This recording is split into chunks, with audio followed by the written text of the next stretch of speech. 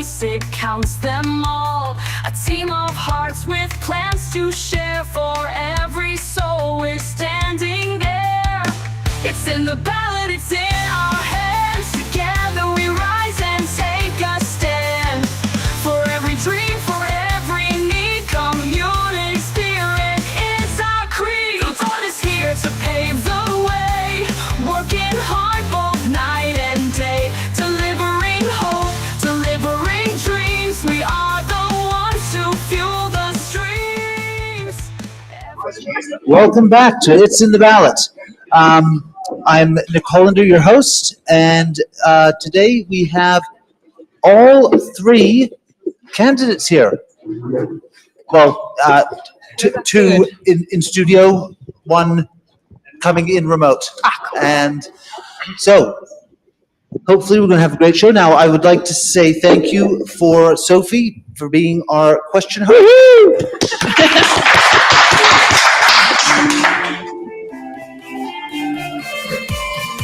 Sorry, we're running a little late.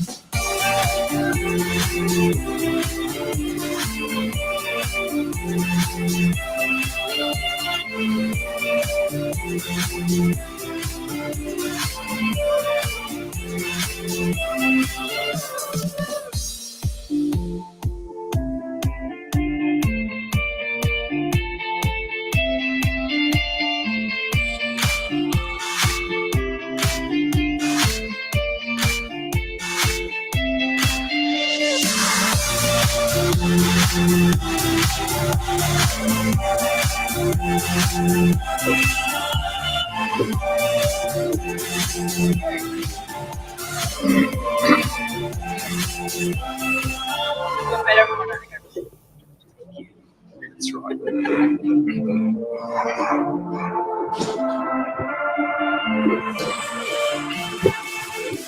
All right. Before we start with the opening statements, I will. We'll start with opening statements, and then I'll explain how the game works. All right. Richard, would you like to go first? Richard Young. I'm assuming at this point you can hear me, and we'll crack on. Richard Young. I've lived in Raumati for something over 10 years, and I've been a professional engineer for over 40 years. I'm passionate about our community. You may well have seen this ugly face driving those little trains at the Raumati Miniature Railway. Also helping out with the school cycle to school bike bus. We face some real challenges over the next triennium. Cost of living crisis, the economy is absolutely fundamental to getting our community through this and making sure we make really sound decisions there. I'd like to bring my skills as a professional engineer and also the amount of work I've done on infrastructure to assist council, and most importantly to represent the amazing people of both Paekākāriki and also Raumati. It's great to see Sophie here and also with Bede and Zelda. So hopefully it's going to be a fun afternoon. So thank you for your time. Tēnā koe. Richard, all right. Bede. Okay, good afternoon, everybody. My name is Bede Larissy. I'm standing for the Paekākāriki Raumati ward, obviously. I've got a lifelong connection to Kapiti, having grown up in half of my growing up life in Paekākāriki and lived in Raumati for the last 20 years. We've also been a business person in Raumati village, where my wife and I have got a couple of retail stores.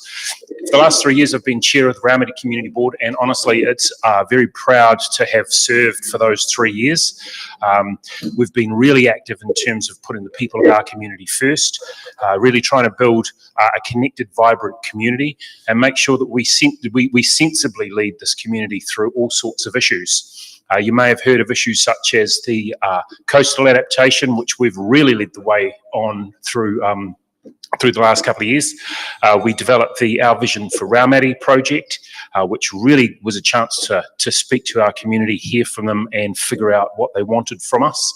And all sorts of other things like that. I've got a big long list that we've recently put together in my chair's report, my last community board.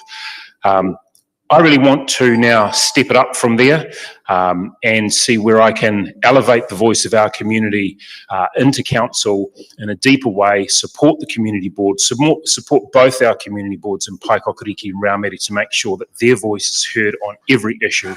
So looking forward to some questions. Thanks.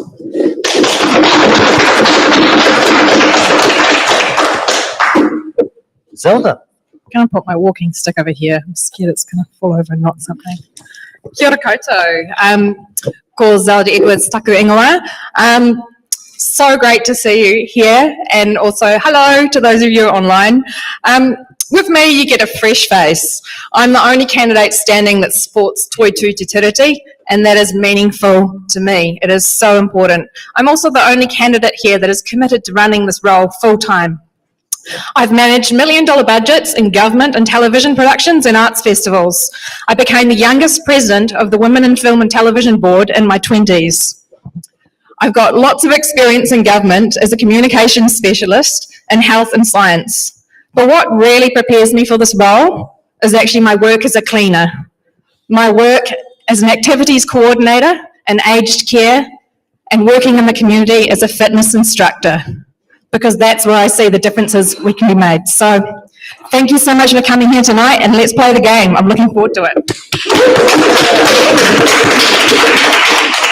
Well said, well said. All right, so before we start, I'm going to explain how it works. The candidates take turns choosing a boxed question between 1 and 28. They then have 1 minute to answer the question. Each candidate also has 2 butt-in cards and 1 defer. If they want to answer a question that a different candidate has chosen, they can use their button card, and they have 1 minute to answer the question after the candidate who chose it finishes.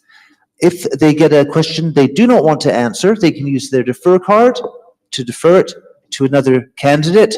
Has to be one that is standing for this ward. All right, so let's start it. All right, so Zelda. Kia ora. So we actually do have them this time? We have them this time, yep. All right, so this time I'm going to go rua te kau mā rima. 25. Maybe your mic, otherwise those at home. Oh, Jay. Sophie was saying Jay. You can tell I haven't done this before. These questions, are they right? Sorry, team. Oh, gosh. Oh. Okay. Everyone brace yourself, brace yourself. Okay, is this the question that we're...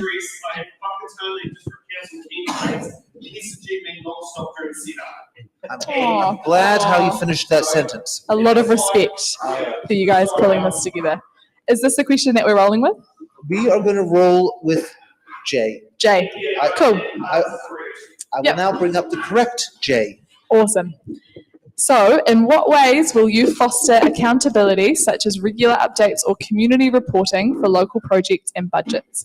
Oh, this is a great question. Well, I love budgets because I'm a nerd and I love spreadsheets. They're so much fun. But I think there's a lot of work that council can do much better. I know they've improved their reporting. They've got great use of plain English, but we can do more in this space.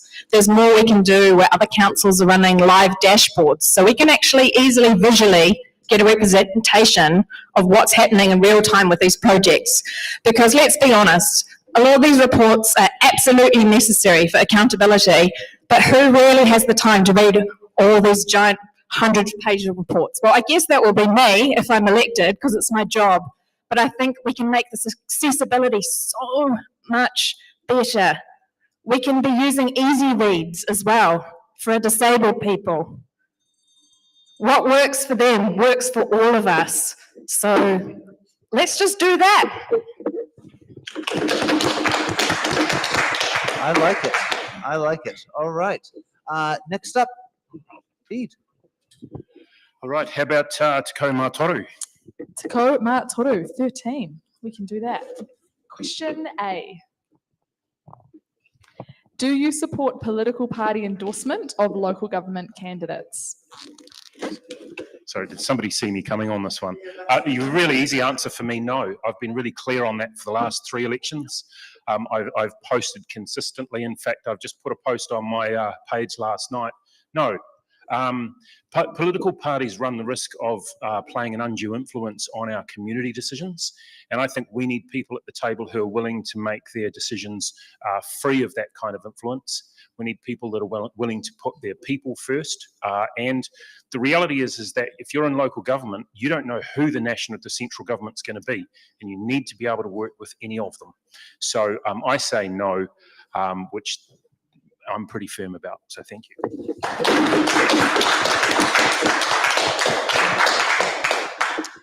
All right, Richard. Let's keep it simple. Let's go with box number 1, please. Box number 1. Cool. We have B. How would you stand up for your community interests if it differs from your own position? That's a great question. Thanks, Sophie. Let's unpack that. The chances that what I represent and what the community has elected me to represent are going to be vastly different. I probably wouldn't get elected if it was fundamentally different from what I believed what the community interest was. So there's one thing that's going to work in everybody's favour. You elect the people who you believe represent what you believe, and you go forward on that basis. As to conversations, those conversations never finish. Conversations always have to be respectful, and whether they're with individuals or representative groups, as your ward councillor, I would go out of my way to have those conversations on all those subjects with representative groups and also with individuals. We've got to remember that the people that always shout loudest aren't necessarily the majority. So we do need to strive to hear the quiet voices.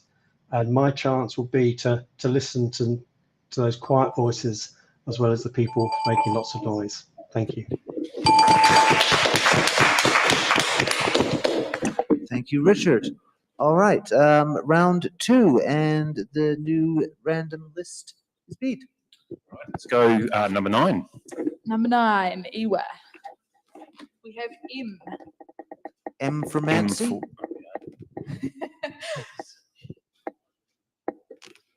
Do you support reviewing council's spending priorities before turning to further rate increases? In principle, yes. The problem is by the time you get elected and get into the induction and start to even understand what's going on in council, a lot of the next annual plan will have already been on its way, so you won't have a lot of chance to revisit everything first. But I think, we've got top 10 priorities in council at the moment. A new council will revisit those top 10 priorities and we'll start to look at what matters to us. And one voice we cannot ignore in this election is the fact that across this community, everybody is putting pressure on us to reduce rates. So we need to make sure that we prioritise things with that in mind. So we definitely need to prioritise prioritising to keep rates down.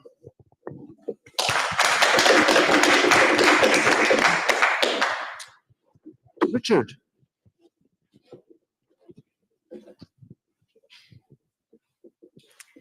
Richard, which box number would you like? Box number 2, please. Oh, I Box like you. number 2. Nice and easy. AB. For Alpha Bravo. Or all better. Cool. Is it fair to say Greater Wellington Regional Council has deviated away from providing core services to the community? Are we sure? So AB, did we say? Yes. Kapiti counts. Yeah, okay. I'd look around and what services is Kapiti Council providing that are not core services? Yeah, the vast majority of the work we see that council does, and it does it pretty well, are core services. That doesn't mean to say that there is stuff on the periphery that we need to have a look at, nor is it saying there are not cost savings to be had within council. But do I believe that Kapiti District Council has deviated away from core services? I think on the whole, no. I think there are things we certainly need to refocus on. We do have a hugely growing, positively growing community and environment, and we do need to make the plans to make sure that the infrastructure that we provide is fit for purpose. So that is one of the key things, and that is absolutely a core service that we need to make sure that council deliver on. So do I think that they've deviated away from core services? No, probably 5-6% we could probably have a look at, but the rest of it is pretty much core services. So that's my perspective. And if you elect me as your ward councillor, I'll be looking to make sure we get absolute value for money for the rates that are your money and is spent wisely. Thank you. Thank you, Richard. Zelda. Tacoma Fitu, 17. No, 17. Y for yellow. How will you work with the Greater Wellington Regional Council to ensure that the transport needs will be delivered to meet the extraordinary growth? Oh, oi, Sorry. that's This okay. is- no, it's because there was a question mismatched before. No worries. Yeah, sorry. That was It's okay. me trying to figure out what the hell's gone wrong. Technical We're back on this difficulties. question. All good. So yeah, we'll just go from extraordinary growth that is happening along the Kapiti coast. Good save. Thank you. Such a good question because there's so much growth predicted to happen. I think it's about lobbying for what's right, lobbying with Greater Wellington Regional Council for what partnerships we can do that benefit both. And then understanding the legislation and the Local Government Act of where appropriate to. But yeah, I think collaboration, relationships, and also being realistic. You know, you can dream big, but you need to kind of get that middle ground right. Yep.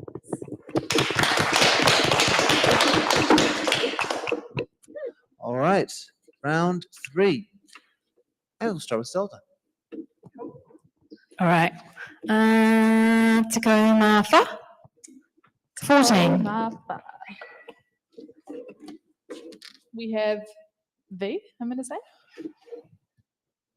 Maybe that is me. That's V. Okay. V for violin.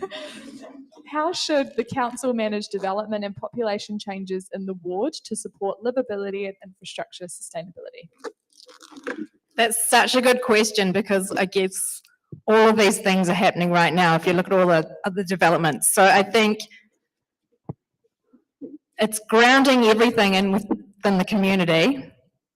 We need to fund growth for growth because if we keep growing and we're not funding our infrastructure appropriately, we're going to get into big problems. We need to think ahead. We need to be bold.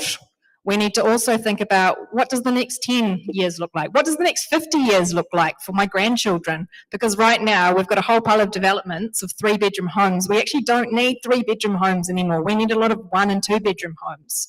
My parents are stuck in their beautiful home, which they're very privileged that they own a home, and that's very lucky.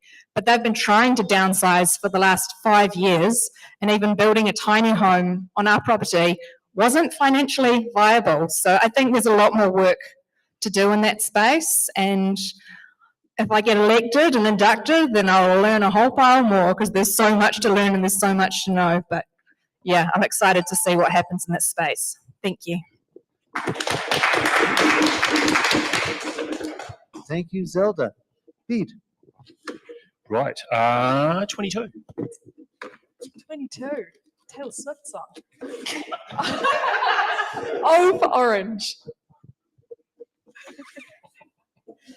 Do you support borrowing to fund major infrastructure, or should we focus on a pay-as-you-go model?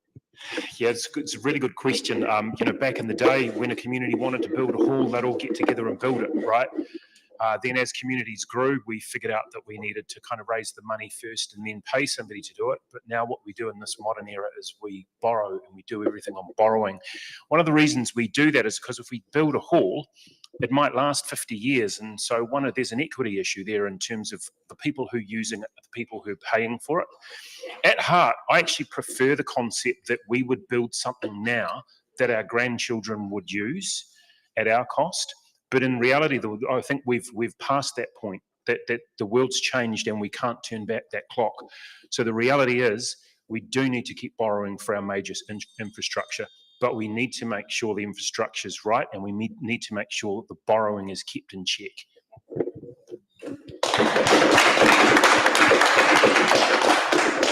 Thank you very much. Richard. Okay, well, let's go with number 3, please. Number 3. G for giraffe. How will you collaborate with community boards like Paekākāriki and Raumati to amplify grassroots voices? Sure. Now, producer just asked me to wait 5 seconds so we can switch the cameras. I think that's done now. Look, community boards fill an absolutely invaluable purpose.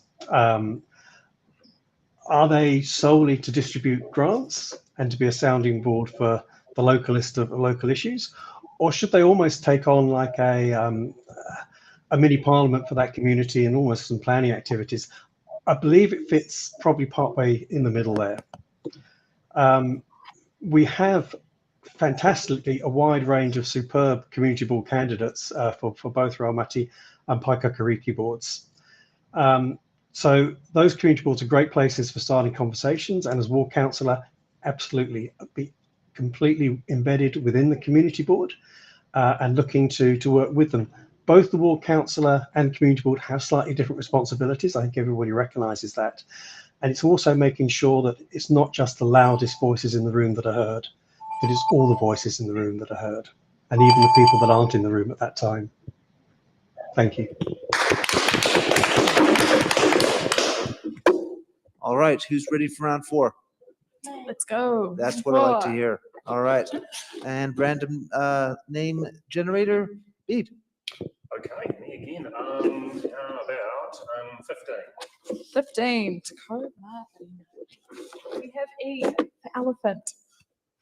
One in the room. Always. See if we're going to call it out. Yeah. How will you balance key local projects, including community amenities, with fiscally responsible budgeting? Look, that is core business of council, right? We do that every year through the annual plans, through the long-term plans. Clearly, we always get the balance wrong because people are always complaining. But we need to keep on making sure that we get that balance right. I mean, how we do it, we keep talking to the community. We get a really good understanding of what it is that people want, what it is they need. Have to be careful with the wants, of course, because sometimes the reality is we have to say no matter how much you want it. To balance that budget, sometimes it means a project not going ahead. And I think in a time of really crisis, what we've got at the moment in terms of people's incomes being tight and rates increasing, we've really got to be willing to say no more often and focus on really good quality basic infrastructure. And we have a button from Richard. You do indeed. Look, infrastructure and local projects, there is no magic money tree. Everything has to be paid for, whether it's through debt or through rates. The bulk of our spending is obviously unavoidable. We all want clean water, we all want sewage, and we all want safe roads. Working within council as a ward councillor, I'd obviously used my expertise on the engineering side, delivering infrastructure. We also got the nice to haves, the things that make Kapiti Kapiti, our parks, our reserves, our pools, and our reserves. These are things that make our place special. So let's not say that these aren't essential. Let's not say that we can do without these. But let's have those real hard conversations about what we can afford to do, especially over the next triennium, where the cost of living is really going to be hurting people and is already really hurting people hard. So let's be responsible. Let's prioritize what is essential, what makes Kapiti Kapiti, and the other things we might just have to park for a while.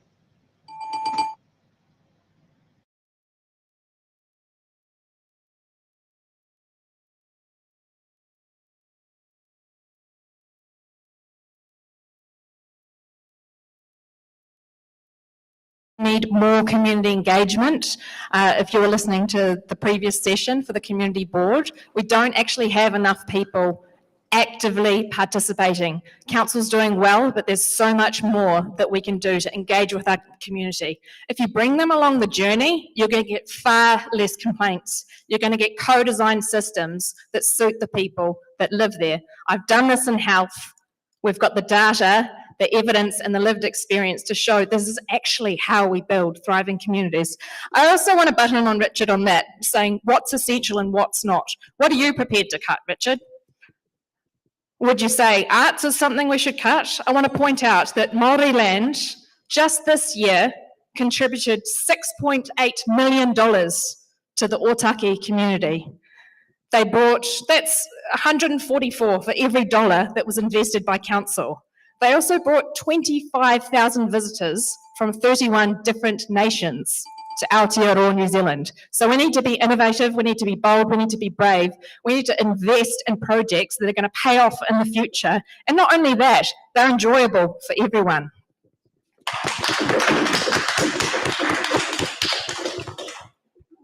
Oh, and to follow tradition, Zelda. 10. Q. For whale. Queen. Queen, Why, but- the first thing but that came sort to of- my mind was quiche. I don't know why, but Queen. How will you balance? Oh, I'm a bit slow. there we go. How do you plan to partner with community groups and boards to drive practical environmental action at the local level? So I'm standing for the board, I'm also standing for the community board, so that's going to be really helpful if I'm elected. But grassroots is the most important thing here. And working with iwi that are already doing incredible things to Whanamoku stream, to protecting our awa, it's already happening. So it's about already being involved in those projects. It's not about consulting. It's about already having your own stake and your heart in all these projects already. And that's why I've decided to stand as a politician, because these are so important to me. And without our water, what have we got in the future? Is that enough? Can I butt in? For you, yeah. Is that all right? Yeah. Cool, thank you. Not to disagree with anything Zelda said, because I think what I've heard is really good, but I just want to really talk about what I have done as a community board chair in this space, so what I would kind of increase at ward level. So one really good example, last year, the Whaitua project delivered to Kapiti. I approached their chair and said, look, come to our community board and talk about the waterways, fresh waterways in the Raumati area. They did that, and we had, to give her dues, Penny Gaylor turned up from Greater Wellington. We had Aroha Sprinks, and we had Councillor Jocelyn Pravanov. From a really good presentation, but from out of that, we had an idea, hey, let's create a vision for the Whanamoku stream. We gathered together all of the key interest groups that are involved in that stream, and we developed that vision. And then we got together and we formed a group, and we meet now once a month to really advocate for that stream, to look at what's happening across the stream and to be able to support all of the work streams that are happening across the length of it. And we're working with people like Whale Song and Coastlands and all these people, friends of the Whanamoku, to advocate for the stream and to just to look after the well-being of it. So I just do more of that.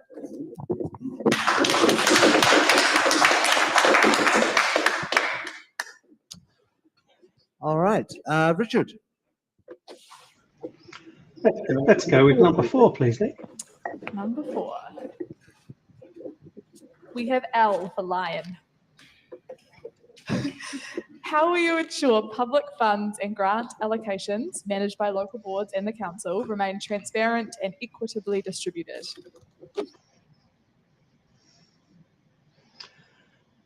Okay, my experience is that the system for public funds and grants allocation actually works pretty well, whether it's through community boards or the council. So it's very much a question of carrying on, keep on doing the great stuff that has been going through those different committees. The one thing I would specifically want to change is prevent those meetings going into public excluded when they're discussing allocations of grants to organisations. I've actually challenged council on the legality of that. You generally only go into public excluded when you're talking about individuals. So to go to public excluded when you're talking about grant allocations to organisations, I think council should make a ruling that that is not appropriate and that those meetings should be held in public. So to make sure that we get that complete transparency and the reporting back of success and lessons learned is absolutely paramount. So that would be my take on that one. Thank you.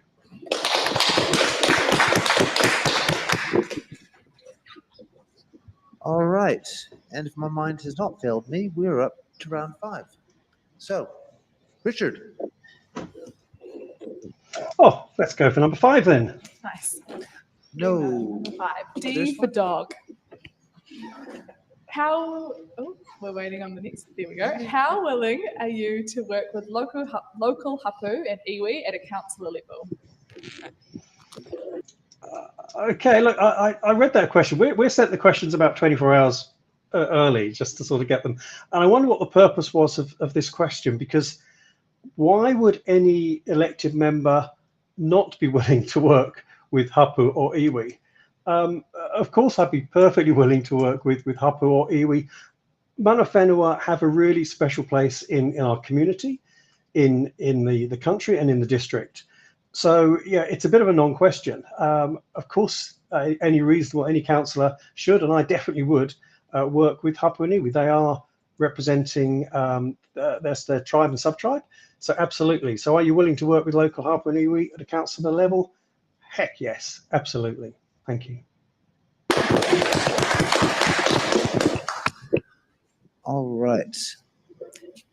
Zelda. Oh, what do we got? Let's go Takoma Tahi. Takoma Tahi, 11. X for xylophone.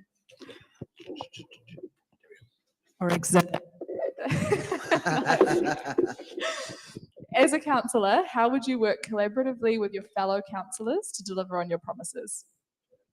Great idea. I think it's good relationships, but also being brave to stick up and stand up for yourself for what's right. There's always going to be a tension on any issue, but I think if you can be respectful, you can hear each other out, stop butting in on each other, actually let them have a say, and think deeply, because sometimes, and I know especially working in government, in central government, sometimes my life will be changed. But I think it's really important that all the voices are at the table that need to be at the table. So that means electing not everyone who looks like each other. We need a variety of different people. The more diverse, the better the council outcomes are going to be.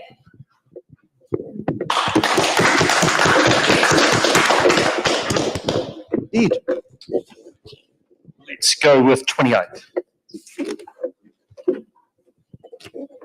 Double A, like the battery. Yeah. Yeah. Brilliant. I was going to say aardvark. Oh, even better. Even better. What is the biggest challenge facing Kapiti? Oh, one word, rates. I mean, that's the easy answer, right? That is the single most, I would say, talking to people across Kapiti and listening to other people who are talking to people across Kapiti, the single biggest issue that people are talking about is rates, and that's a beast we need to grapple with. I would also say less tangibly social unity. I think that we've got a problem of, we talk about the issues that social media brings, but also I think just politically there's the danger of division that end in social divisions. There are fewer things since COVID bringing people back together to get us past those divisions, and I think we need more reasons to bring people together, to see past those things and bring them into unison again. And not sameness, but certainly coming together and being willing to talk again. And I believe we have a button from Richard. Am I Are my beliefs correct? I'm going to take a different view. Yeah, I'll take a different view on this one. The biggest challenges facing Kapiti is our growth. We are growing because we are a place that people want to come and live in. And that places huge strains on our infrastructure, on housing, on transport, everything that we've been speaking about so far. That is our biggest challenge. And as a result of that, that is why rates are under pressure. So the biggest challenge we have is how to make Kapiti still that attractive place to be, how we can encourage people to come and make their homes here, first home, second home, family home, forever home, but also make sure that we are cognizant that people are suffering financially at the moment. There is a cost of living crisis. We have some great long-term plans, but we also have some really acute short-term issues, and that's the rates issue. But the biggest challenge that we have on the Kapiti Coast is our growth and how we plan and how we fund a growing district for everybody. Thank you. And we have a button from Zelda. Microphone. I agree and I disagree. I think it's a bit more nuanced than that, and I think the problem is the nuance around rates. I lost my microphone. Yes, this one's working. Hold the mic. I know I'm faking all the mics. Do we reset it or I just go for gold? Okay, thank you. Okay, I think rates are a problem, but I also think the narrative around rates is more nuanced. And I think council needs more accountability for telling this story more accurately. We need to understand the complexities. We don't just want leaflets with numbers, because that's all fine and good, but we actually need the story to understand. We need to understand why the QV of houses have gone up and the part that that's played. We need to understand choosing to keep water in-house, which is a good thing, but we need to understand that now that central government's not paying for it, that also plays a part too. And there's a lot more things than that. And so I think council must front foot this. So we can't rely on rates solely. We need to look into more partnerships. We need to look into more revenue, and we need to invest, such as Māori land. We need to see what are the other things that we're missing in science, tech, arts, and sports. There's so much more things we can create that can bring more wealth back into our community.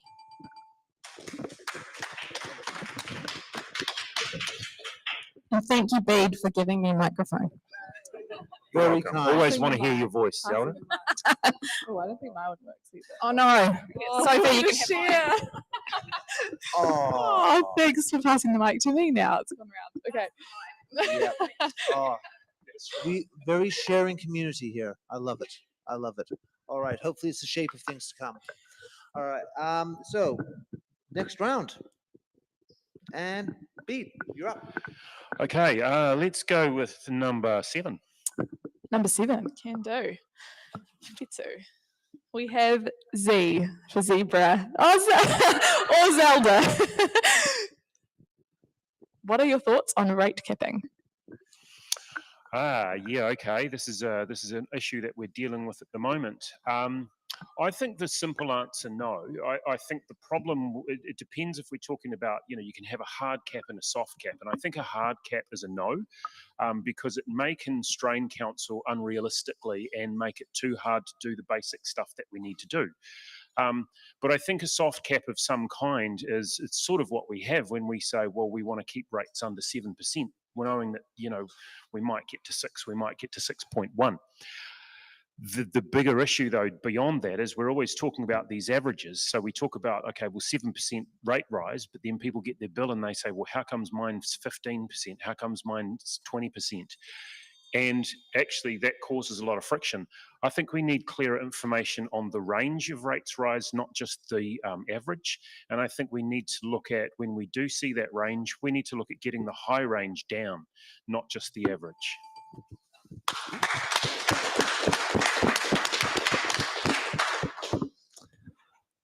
Richard.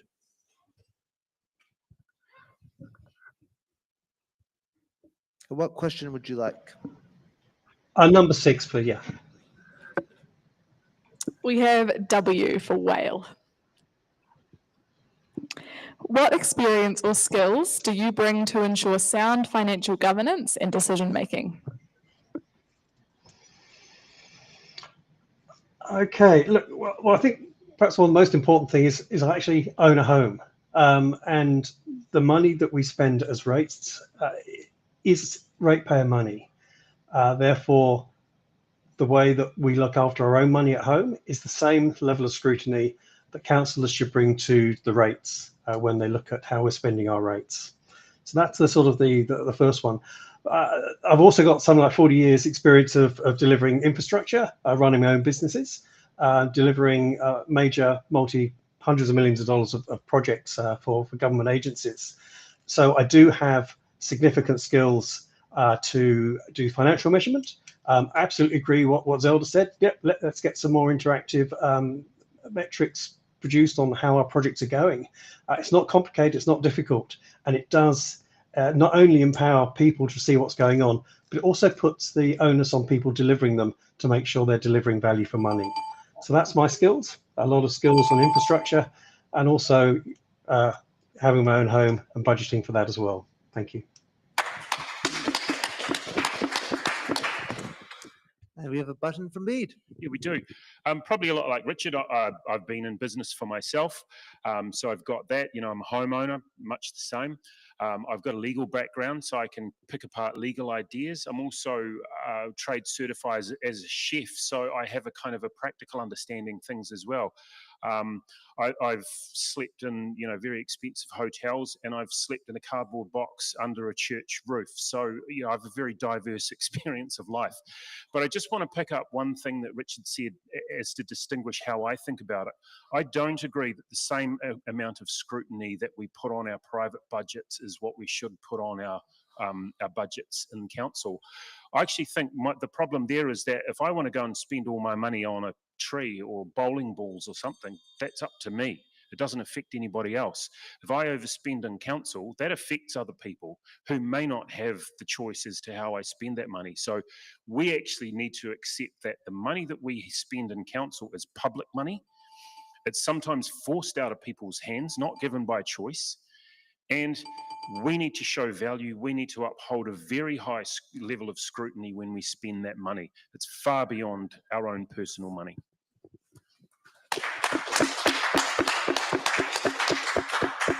Thank you, Bede.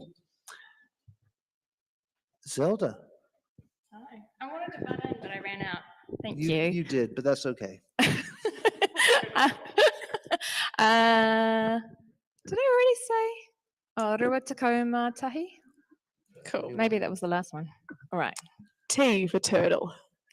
We're really going with the animal team. I love it. Making a zoo. How would you balance long-term asset renewal, e.g. pipes, roads, water, with keeping rates manageable? Great question. And I think that's such an important role for any councillor to take. It's always balanced. There's always going to be a tension. There's always going to be a struggle. I think sequencing of the projects makes a huge difference in getting deliverables on budget and on time. I'd be using my strength in my budgeting skills in government and film sets and arts festivals. I want to say though, as an artist, when you come to the community board and you get just like $500, because actually you don't have much money and you need that, and that $500 is meaningful, we have to do huge reports. Our accountability is massive. So why is that out of balance? That's something that's always bugged me. And I think council should be answerable. And if we make a decision that's not favourable, for example, professional development, then we need to front foot it, and we need to share that knowledge back with our community, back with our small businesses, back with the Chamber of Commerce, because maybe it was a good idea, we just didn't understand the narrative of the why. And if you can get the why right, then people will understand.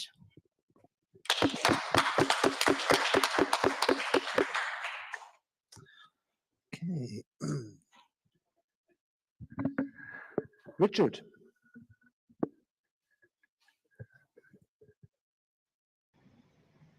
What Has number 8 gone yet? Number yes, 8? it's gone, I believe. No, it hasn't. Oh. You can have number 8. Huh. Okay, I'm playing a different game, I think. U for unicorn. How would you ensure new housing developments are matched by investment in transport, water, and community facilities? It pretty much comes back to the answer I've been giving earlier on. Yeah, we are a growing community, and that is good, but it brings pressures.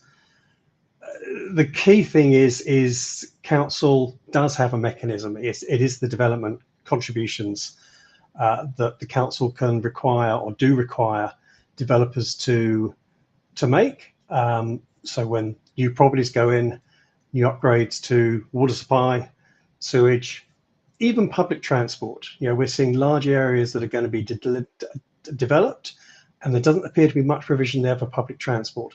So let's work with regional council and let's make sure that the development contributions that are, yes, extracted from developers, which means it goes on the property price of those new properties, are absolutely converted into the new physical and the new social infrastructure that we need to keep this community vibrant.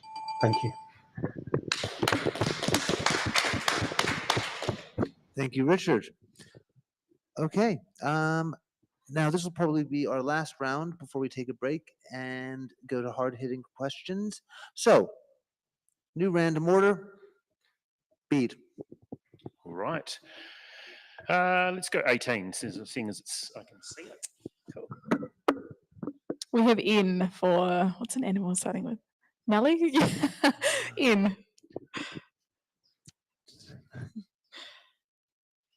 Many residents feel disconnected from council decision making. How will you improve transparency and community engagement? Yeah, I think this is one of the big areas where we need to improve things. And it's not just that I think it needs to happen, but people that I talk to are often complaining about this issue of feeling disconnected. I've seen at my time at council table as a community board chair, I've seen people's voices closed down and shut out. I've seen people leave thinking they haven't been heard, haven't been understood. And that really is the basis of a lot of friction. People don't feel that they're part of the decision-making process because either they don't have the opportunity to input their voice or their voice just simply isn't heard. And I think democracy is predicated on the idea that ordinary citizens can influence decision-making. So if our ordinary citizens are feeling that way, then there's something wrong with the system. So we need to make sure that those people have the chance to come in and talk. And as we've heard talked about a lot today in both of these sessions, through all kinds of ways, it's not all about just coming to council, but through every way that we can reach people and we can connect with people, we need to do that. And we need to make sure those voices are heard. We need to make sure that every single person in this district has the opportunity to influence decisions.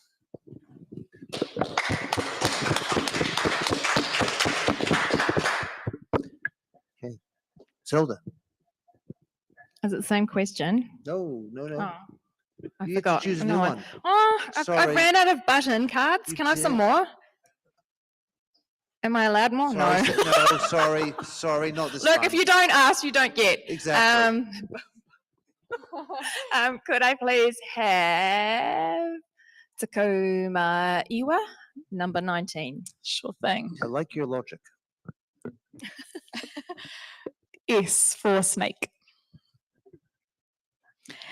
How will you ensure Kapiti Coast District Council is prepared for climate change impacts like flooding and coastal erosion? Awesome question and so important. This can be quite a triggering question for some people, but hand on heart, I love working with scientists and I love communicating with scientists and I trust scientists. I also trust mana whenua because they've lived on this land long before we came here. And there's so many simple things that we can actually do to help support this. And whether you believe it or not, it's happening. Has anyone in the room been to Kiribati lately?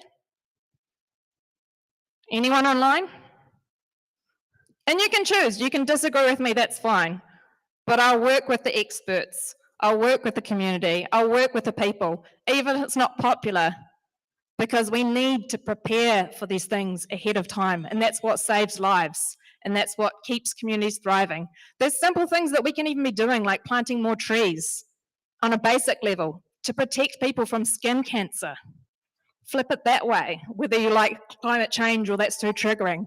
There's more we can do in this space to look after our biodiversity, to look after our environment, and to look after the future generation here. That's important.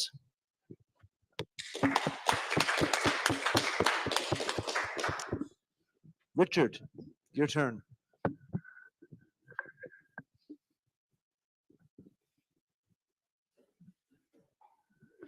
Richard, your turn to choose a box. Yeah, if you can hear me, number 12, please. Thanks very much. You've been quite methodical about this, Richard, going for starting at 1. I have a list. We'll go with K for Kapiti. Nice. What's your position on extending rail electrification beyond Waikanae toward Otaki, and what might this mean for Paekākāriki Raumati residents? Okay, well, here's a little story. As I sit on my little electric train, driving children and adults around Raumati Gardens, I think about the big trains down the end of the road, the trains that currently stop in Waikanae.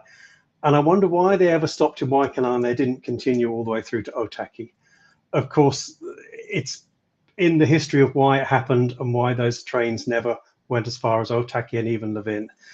I'm going to spin the question a little bit because there is a solution in progress as we speak. Yeah, there are new trains in manufacture that are going to allow extension of rail services north from Waikanae on a regular basis. It's probably going to be the single most beneficial public transport for the north of the district we've seen in 40 years. It's very late coming, but absolutely, it's going to connect Otaki with places to the south, far easier than they are with their 1 or 2 buses at the moment.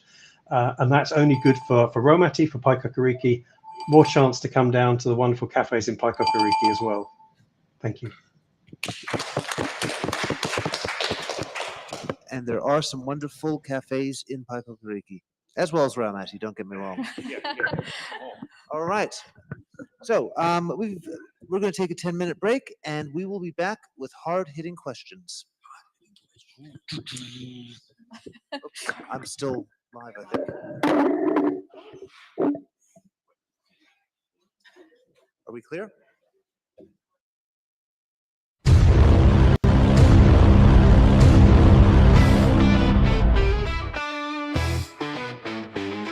We're taking a pause, just a short little breather to stretch out your legs. You don't need a leader. The live stream will be back, so don't go too far. But for now, you can wander wherever you are. Intermissions aren't really a thing anymore, but we think they're cool, a tradition to adore. A moment to breathe, have a laugh, maybe chat. There's magic in breaks, and we're keeping that. Head to the lobby, I mean your kitchen with glee, for snacks that are tasty and drinks. Fill up your plate, pour a glass, take your time, then come back refreshed. We'll resume on a dime.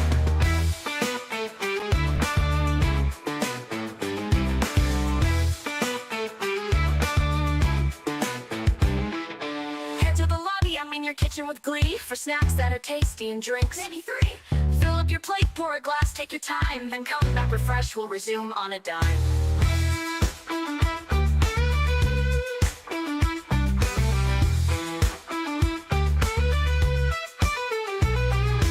Into the lobby, I mean your kitchen with glee, for snacks that are tasty and drinks. Maybe 3. Fill up your plate, pour a glass, take your time, then come back refreshed. We'll resume on a dime. I mean your kitchen with glee, for snacks that are tasty and drinks. Maybe 3. Fill up your plate, pour a glass, take your time, then come back refreshed. We'll resume on a dime.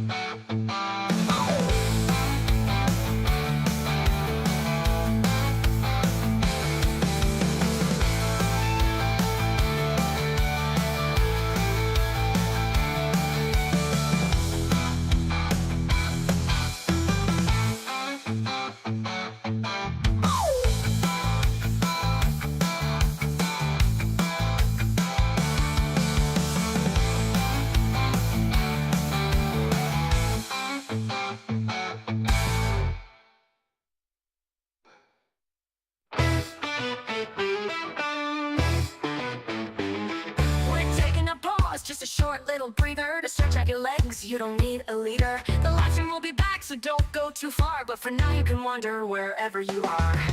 Intermissions aren't really a thing anymore, but we think they're cool, a tradition to adore. A moment to breathe, have a laugh, maybe chat. There's magic in breaks, and we're keeping that. Head to the lobby, I mean your kitchen with glee, for snacks that are tasty and drinks. Fill up your plate, pour a glass, take your time, then come back refreshed. We'll resume on a dime.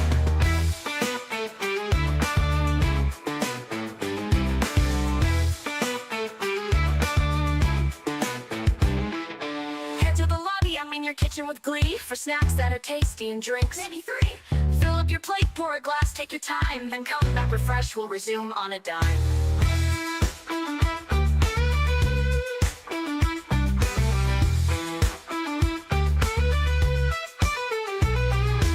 Into the lobby, I mean your kitchen with glee, for snacks that are tasty and drinks. Maybe 3.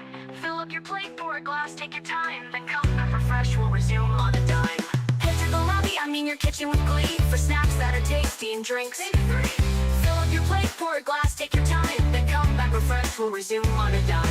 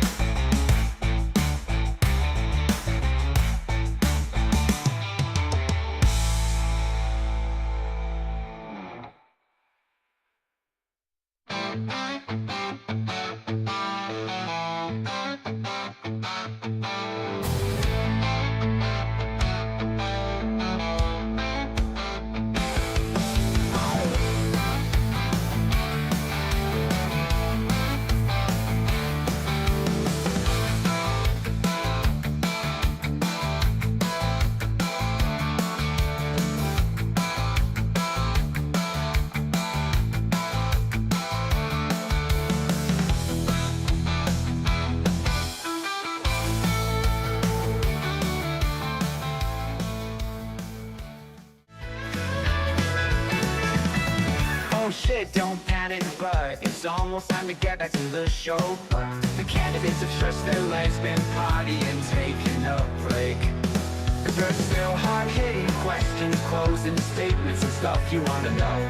So grab those snacks for their answers and prep for decisions you need to make. Oh, oh, oh, oh, oh, oh, oh, oh. The candidates have stretched their leg. The candidates have stretched their legs, been partying, taking a break.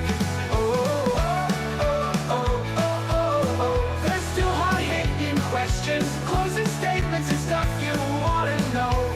So grab the snack you wanna know. So grab those snacks for the answers and prep for decisions you need to make. Oh, oh, oh, oh, oh, oh, oh, oh.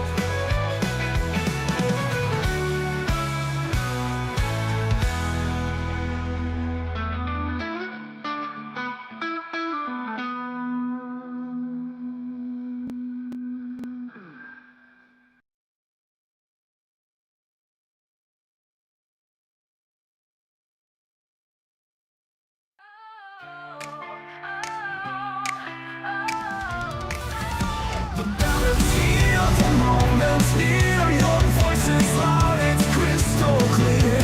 Kiwi dreams and hopes collide. Choose the ones who'll stand with pride.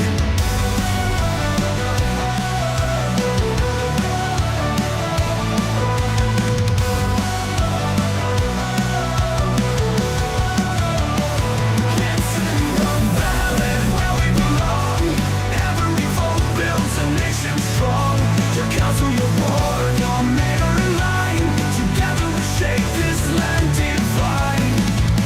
The future's written in your hand. The chance to guide and take a stand. Community rising, hearts aligned. In total we shape this land divine.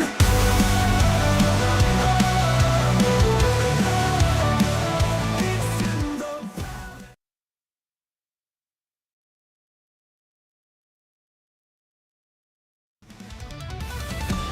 balance here, the moments near, your voice is loud, it's crystal clear.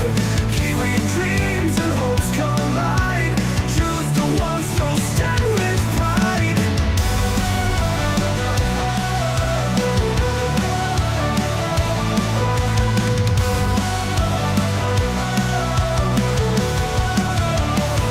It's in the ballot where we belong.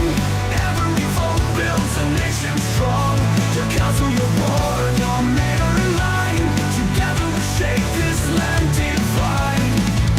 The future's written in your hand. The chance to guide and take a stand. Community rising, hearts aligned. In total we shape this land divine.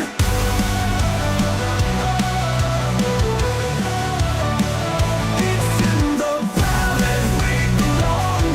Every vote builds a nation strong. Your council, your board, your mayor in line. Together we shape this land divine. Fusion in your hand, a chance to guide and take a stand. Community rising, hearts aligned. In this moment, powers redefined. It's in the ballot where we belong. Every vote builds a nation strong. Your council, your board, your mayor in line. Together we shape this land divine. It's in the ballot where we belong. Every vote builds a nation strong. Your council, your board, your mayor in line. Welcome back. And we're going to go into hard-hitting questions.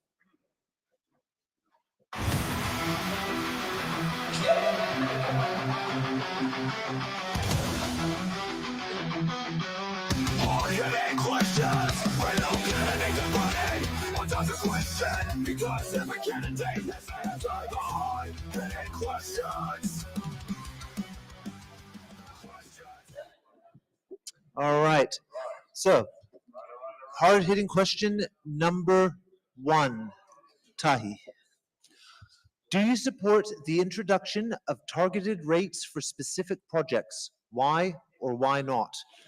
And we'll start with Richard.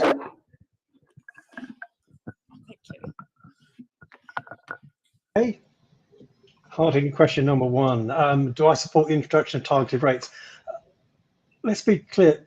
This isn't a hard-hitting question.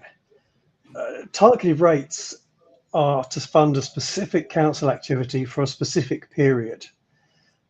It's actually one of Aotearoa's best rating tools. So do I support targeted rates? Yes. Do I support introduction of every targeted rate? Absolutely not. If that targeted rate is for a vanity project, if it's a targeted rate for a project that is not clearly defined, what's the scope? What are the real benefits? What are the ratepayer benefits? Would I support a targeted rate for something that was unclear? No, I would fight it tooth and nail. One thing you can rely on me is that if I don't believe something is worth pursuing, if it's not delivering value, it's not in the interests of the people of Raumati and Paekākāriki that voted me there, I will oppose it.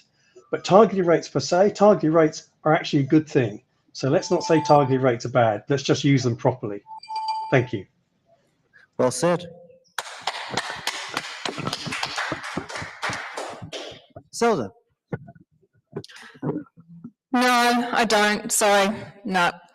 Our rates are pretty much maxed out. People are struggling. It's really hard to pay them. We have to. We need to find a way out. We need to look into more partnership projects. We need to look into more central government funding. And we need to invest and bring some more money back into our community. It's crucial. We can't process things the old school way. We need to be really clever and really smart and get the right people involved and around the room.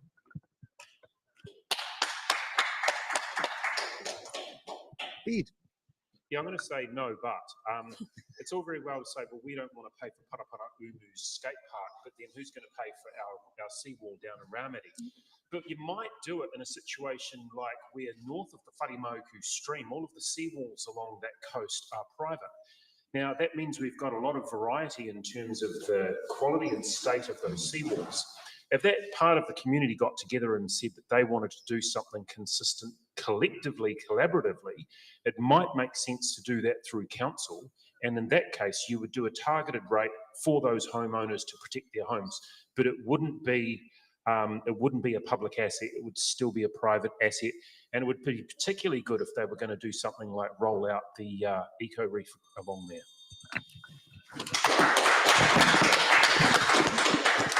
All right, hard-hitting question number 2. Are you comfortable with the way the council manages its debt position? And Pete. Me first. You first. Debt in council, it's a big ugly thing. We've got a lot of debt, and when people come from having a household or small business budget experience, the debt levels in councils are pretty frightening. The reality is that as we've talked about earlier in the show, we do need to use debt to do things in council. So the debt is a reality and the numbers are a little bit scary. We need to do better. There's a question at the moment, should we be getting our debt down, which increases our rates over time to get that debt down with the hope that over time we benefit. My worry, though, is that a future council looks at the low debt rate and goes, hey, we've got lots of debt capacity, let's build a new swimming pool. So those are the sorts of balances that we need to be wary of. We borrow because we want the people who use the asset across its life to pay for it, but we've got to make sure that that debt is kept within payments, within what we can afford in terms of the rates that we generate. Thank you, Pete. Zelda. I agree with a lot that Beat's saying. It all makes sense. It's true, but I think we need to keep our checks. Oh, I've broken another mic. You found me? I'm good? Okay. Couple. Sorry. That's okay. It's all right. It does feel huge, and I think we've got to keep our checks and balances in place, because we can't just cap rates. That's equivalent to just buying your supermarket groceries and putting them on the credit card. You're still going to have to pay it, and it's going to be even more in the future. So we've got to try and reduce that debit. We've got to try and reduce the sequencing of these projects. And I think that's exactly why we need some fresh eyes on those budgets, and we need people who love spreadsheets. Zelda, you love spreadsheets, right? I really do. All right, Richard. Okay, hey, look, just put it out that I love spreadsheets as well. Zelda, we have a lot in common. Man, There we go. man. So let's talk debt.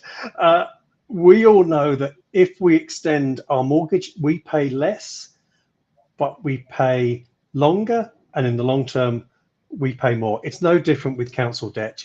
Council has got a huge amount of debt. I believe it's something like double the amount of debt of other comparable councils. Now, I'm not here to explain why we've got into that position. Yeah, there's two people sitting there, one from community board and one from a councillor, that can probably explain why we have so much debt. And I don't think we should have that much debt. But let's work from where we are. We should not be passing that debt on to our children and our grandchildren when we are benefiting from those investments today. So let's make sure that the debt repayments that we do need to make reflects the benefit that we are getting as ratepayers at the moment. If that's over 50 years, okay, it gets passed through. But if we're borrowing money to fund something now that's only going to last for 10 years, and we're going to ask people in 10, 20 years to pay for it, that's not right. So we need to make sure that we've got that debt repayment that reflects the benefits that we're getting from those assets now. Thank you. Thank you.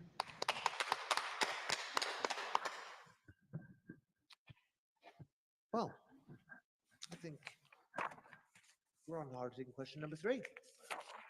Yeah? Yeah. All right, let's do it.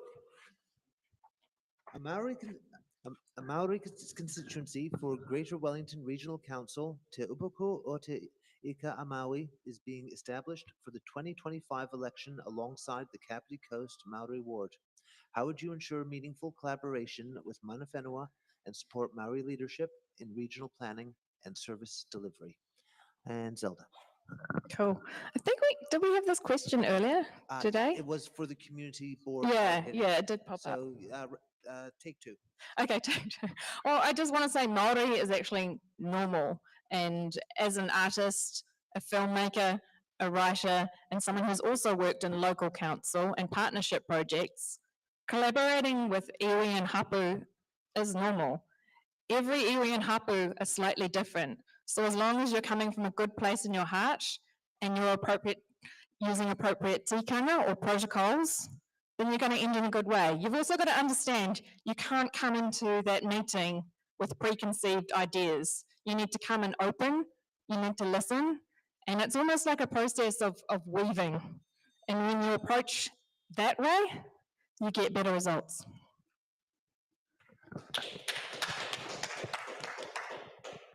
Richard. Your turn.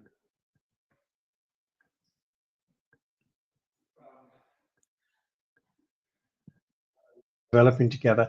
I think also it's not as if this is revolutionary. We've had national Maori electorates for over 150 years. So what's happening now in the district and in the region is only really bringing into line what's been happening at a national level for say over 1.5 centuries. Absolutely, as with any change, there's going to be a period of bedding in, representatives, a period of adaptation of how all those processes are going to work. But there's nothing wrong, there's nothing bad in the fact that that's changing. I personally will treat all elected representatives with absolute professional respect because they have been chosen to represent their communities. And who am I to say, look, I don't believe that you should have a seat at the table when they are there representing their communities. So it's again, is it really a hard-hitting question? Am I going to work with other elected representatives? Absolutely, I'm going to work with other elected representatives. And that's what it's all about. Thank you very much.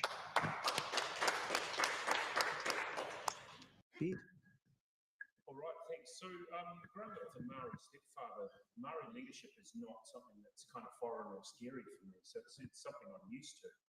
But in terms of working with Mana Whenua and collaborating, I guess first of all, they have to be willing and wanting to work with me, collaborate with me. So if they do, then I'm happy to help amplify their voice. Systemically, in terms of the structure of council, we have the Tiwok, Tiwara, Te Whakamenenga or Kapiti, which is where the 3 iwi actually connect with council directly. And through that relationship, that's where a lot of representation occurs. We've also now got a Maori ward established for at least this election. And so there will be that avenue as well. I would expect we've got 2 candidates currently standing for the Greater Wellington Regional Council in our district, Penny Gaylor and Sam Ferguson. And I fully expect that both of them will also be open to engaging with Maori. And so it would be my view as a ward councillor that if I can enable those relationships and elevate those voices, then that's what I'll do, but only if I'm wanted in that relationship.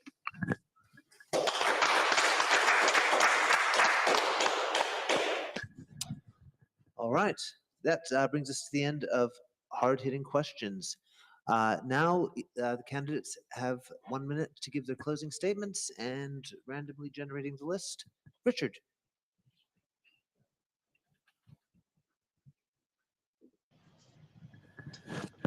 Okay, thank you for that, Nick. And also just to thank you, Nick, and also Sophie and your team for the amount of hard work you put in on events like this.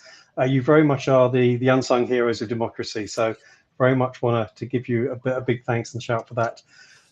This election, the ratepayers of Raumati and Paekākāriki have really got to understand and really want to vote for people that are going to bring skills to the table, that are going to allow us to navigate the crisis that we have in our economy and to move through and deliver infrastructure and to deliver the social infrastructure and the physical infrastructure that we need to make Raumati and Paekākāriki and also Kapiti the thriving district that we all know it's going to be.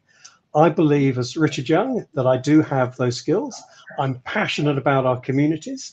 I'm passionate to work for them and absolutely committed to work for them. It's more than a full-time job, and I'm up for the challenge. So please vote Richard Young, #1. Thank you. Zelda. Kia ora. With me, you get someone who's already had experience in local government and central government.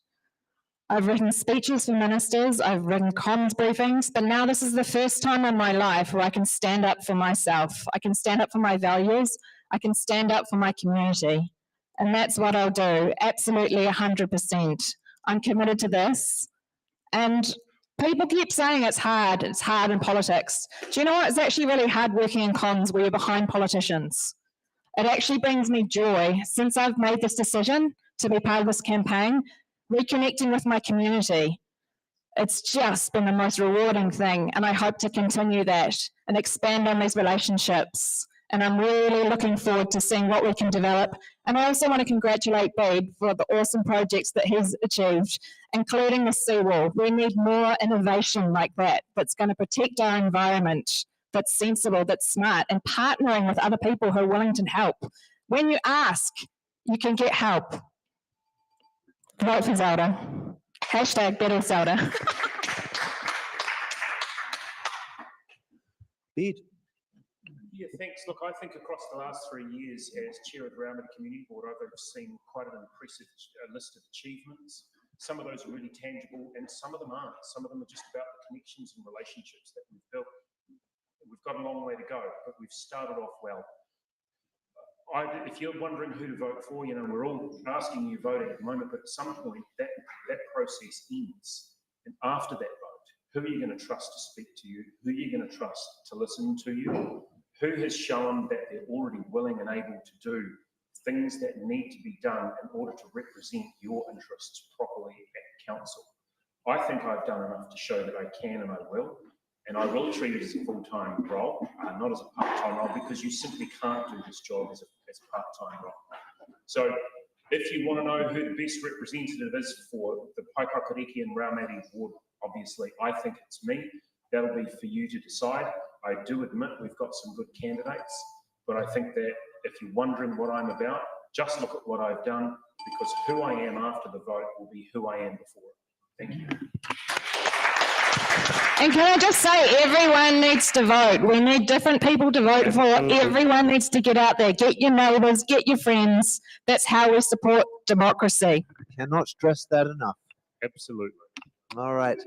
Well, I would like to thank everyone for making this happen. The candidates, give them a round of applause.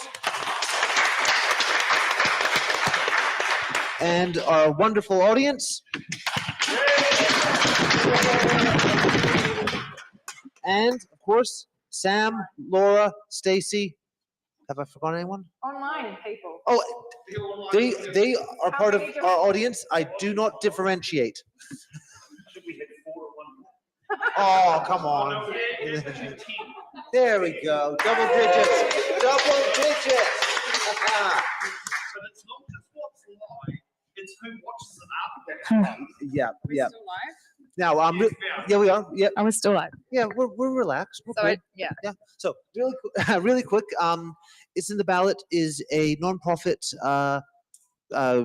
organization that is volunteer driven and gets by on small dollar donations, and whatever's in Sam's pockets.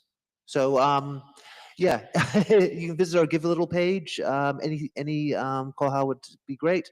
You can also use our bank account on our Facebook page, I believe. No, website. Website. Ballot.nz, you go to donate here, donate here is where the link to the bank account number is, which delivers the least fees and the quickest delivery. Okay, I hope everyone got that. All right. Well, once again, thank you very much. And we will see you back here at 6 o'clock.